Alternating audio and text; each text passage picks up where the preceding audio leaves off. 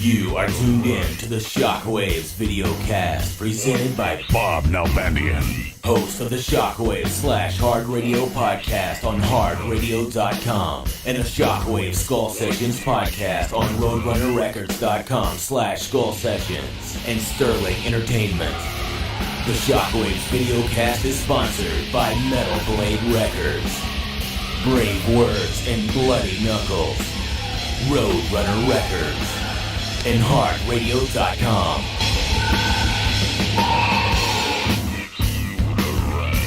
This episode features the legendary, pioneering hard rock heavy metal journalist JON Sutherland.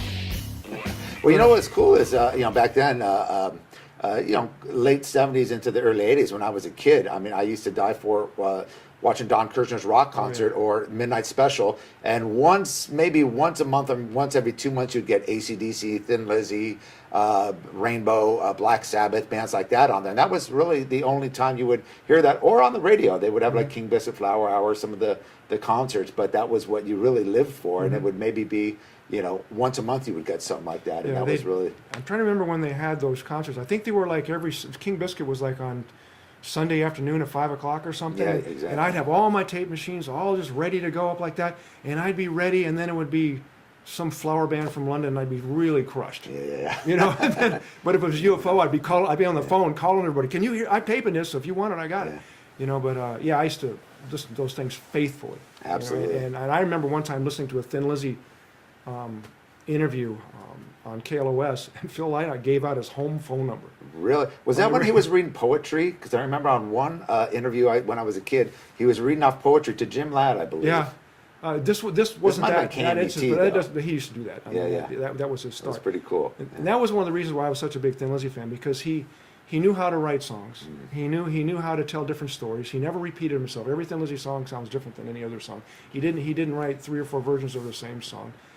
If he wanted to write Sarah or Thunder and Lightning, I mean, come on. Yeah. Metallica couldn't get away with that. Right. So it's amazing the depth of that band. That's what I was really looking for. Bands that I thought had depth. That could last 15, 20 years and have 10, 15 records. They couldn't have hits. They couldn't even get on the radio. Yeah. So they had to be great live performers. They had to be willing to tour constantly. I mean, there was bands I would see come through LA 3 times in the same year. Right. And I remember the Kiss guys telling me that we used to see the same faces for 10 years in every city. And then when we started selling lots of records, we see the same faces for 3 years in every city. It was just, Roy Gallagher was a band that I loved, and I loved going to see Roy, and I would see the same 20 guys with Roy Gallagher for 20 years, span. The same 20 guys would always be there. Yeah.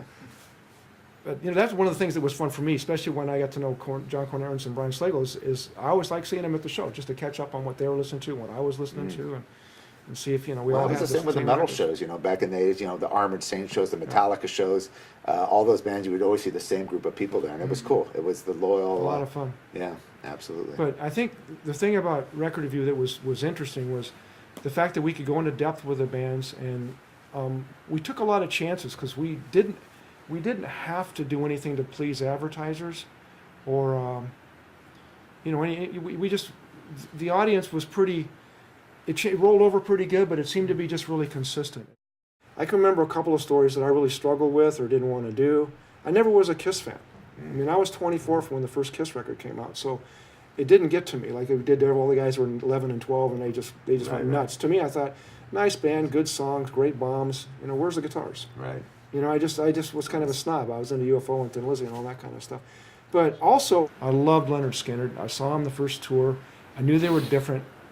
But one of the things I liked about bands was I liked the fact that the Scorpions were German, that Thin Lizzy was Irish, right? That Leonard Skinner was from Florida, and that Rush was from Canada, REO Speedwagon was from the Midwest. I mean, to me that gave them a certain charm. It didn't make them great, but it gave them something different that make you pay attention to. Absolutely. Them. Same with Maiden. When Maiden came out, and as English as they were, and the way they thought, and how cocky they were, that gave them an appeal to me too. But Skinner was just so different because those guys were dirt poor, didn't have anything, and just built it up and just became, when the plane went down, they were probably the biggest band in the world. They were going to play a stadium tour.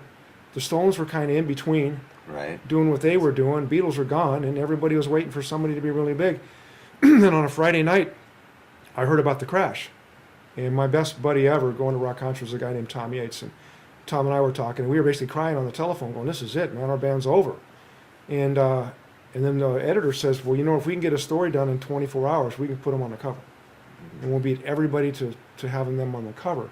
So I said, isn't that kind of morbid? Yeah. And I said, what are we going to do, write about the plane crash? And so we decided we were going to do a retrospective on their career and talk about, the story arc. I only had 2 pages to do it. I only had 1 day to write it. So I said, Yates, this is going to be a 2 6-pack story. So I sat down and I listened to their music and I wrote it completely stream of consciousness. All I did was make an outline and then I wrote it straight along the points that I had written out. And I wrote it in 90 minutes and I drove it to the typesetter in Burbank because we used to typeset them in those days. They weren't on computers.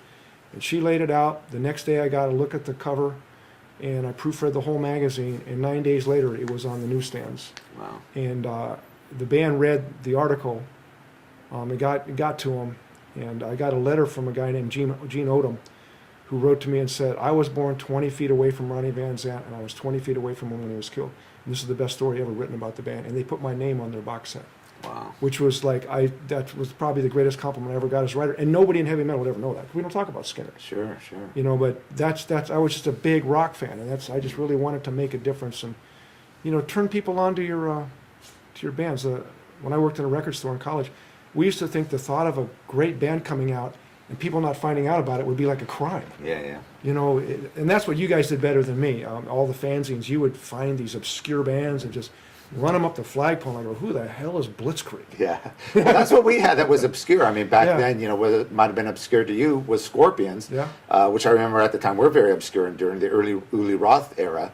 But ours was, the new wave of British heavy metal, where we felt this is some underground talent that hasn't been tapped. And, of course, in going on to the late 70s into the early 80s, that was when everything was so formulated for radio, and FM radio was so huge. So these bands weren't getting any kind of exposure. But what you mentioned is so interesting about the culture of certain artists, whether it be from Florida or Ireland, like Thin Lizzy, England, like Iron Maiden, even up through the 80s until, really up until like the internet and everything became so big. You really heard that. You heard the influence from, the folk music out of Ireland and Thin Lizzy's music. Right. You heard the classical music from, Ritchie Blackmore, Jethro Tull, Uli Roth, because, it was so evident in, throughout Europe.